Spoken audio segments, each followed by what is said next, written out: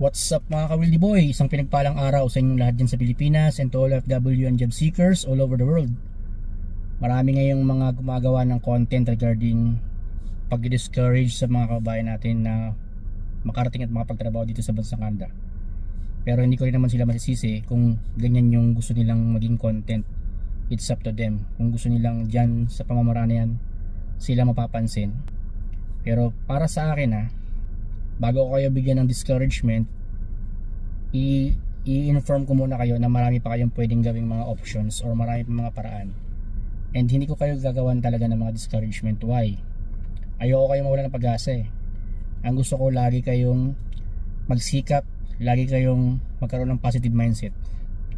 So kahit dun lang sa pamamaraan na yun ay makatulong ako mga kabayan. Hindi ko man kayo matulungan physically, financially, but yung pag-uplift ko sa spirits ninyo, yung pagbibigay ko sa inyo ng motivation, pag-i-inspire ko sa inyo, I believe sapat na yan para magkaroon kayo ng kumbaga eagerness na ipagpatuloy ninyo yung mga pangarap niyo.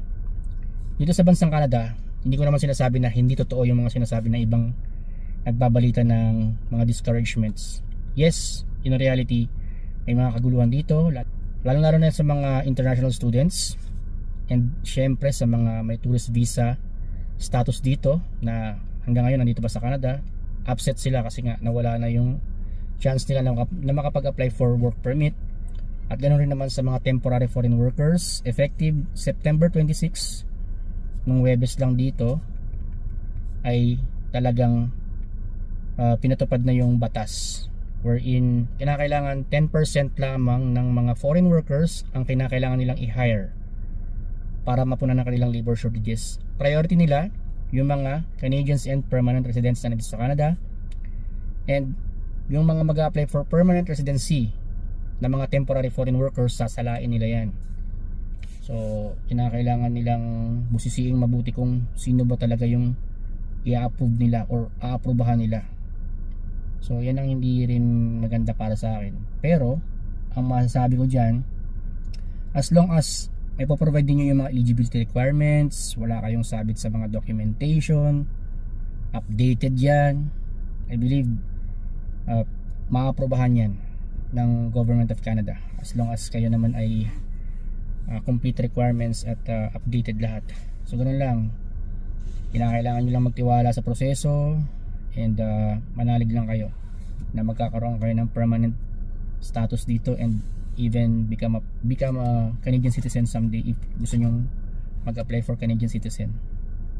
So ganun lang mga kabayan Sinasabi nila na may mga exemptions, pero ito lang masasabi ko, yes, may exemptions sa healthcare, sa construction, food industry, agriculture. Pero what if yung employer mo ay pasok sa low wage LMIA? Hindi ka ba kasama? In reality kasama kayo. Kasi nga yung bagong policy, apektado lahat ng mga under ng low wage LMIA katulad namin.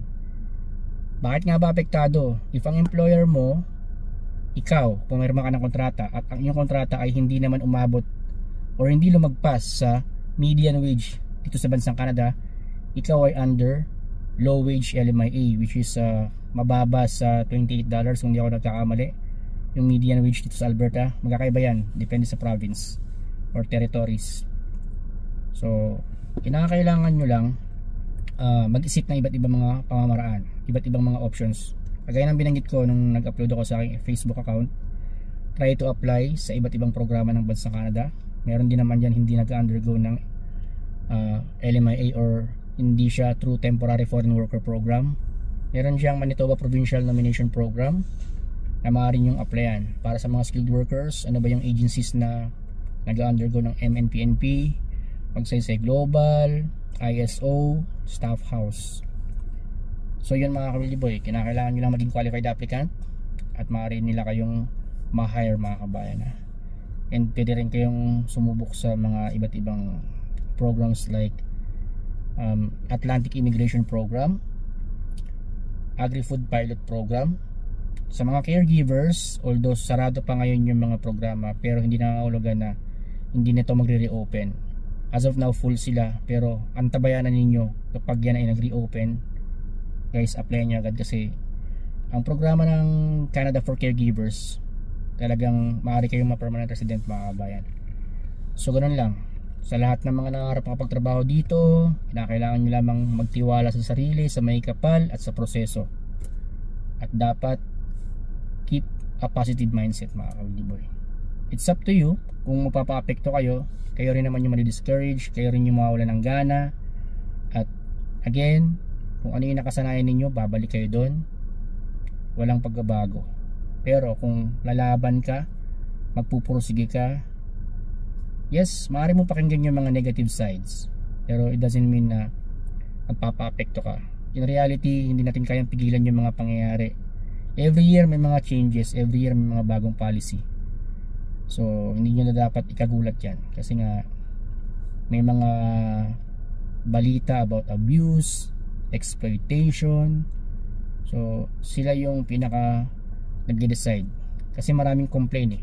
Kaya walang magawa yung Government of Canada kundi mag-implement ng batas na para rin naman sa ikabubuti ng bansang Canada.